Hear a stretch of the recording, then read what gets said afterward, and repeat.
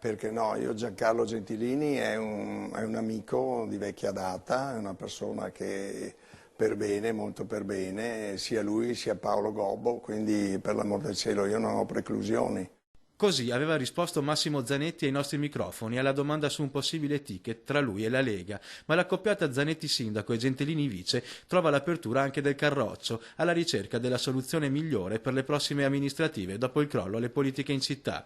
L'entrata in scena del patron della Segafredo arriva in un momento di forte difficoltà per la Lega Nord, pressata anche dagli alleati del PDL che avevano chiesto a Gentilini di farsi da parte. E il primo ad accogliere positivamente la proposta dell'imprenditore del caffè è il presidente della provincia, Leonardo Muraro, aperto all'ingresso di forze nuove che ridiano slancio al movimento. La proposta Zanetti sicuramente è interessante, sarà analizzata e in questo momento non bisogna buttare via niente, bisogna analizzare molto bene e potrebbe essere anche questa una soluzione. Possibilista sul tandem Zanetti-Gentilini anche il governatore del Veneto Luca Zaia, dopo aver rilanciato al mittente le richieste del PDL di un rimpasto della giunta regionale. L'ingresso di Zanetti, imprenditore senza nessuna tessera, potrebbe rappresentare proprio un modo per riequilibrare l'alleanza tra Lega e Popolo della Libertà, ma il presidente rimanda alla base la decisione finale sul candidato da votare.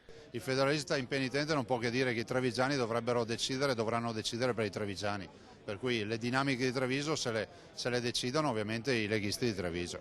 E anche il segretario nazionale della Lega Nord, Flavio Tosi, non si oppone a un'ipotesi di questo tipo. Sarà la segreteria provinciale di Treviso a dover stabilire se allearsi, con chi allearsi, con quali candidati, perché Treviso è governata da 20 anni dalla Lega, esprime il governatore della regione, il presidente della provincia e decine di sindaci, e quindi è giusto che Treviso decida sul suo territorio quello che ritiene più opportuno fare, quindi hanno carta bianca sulle scelte.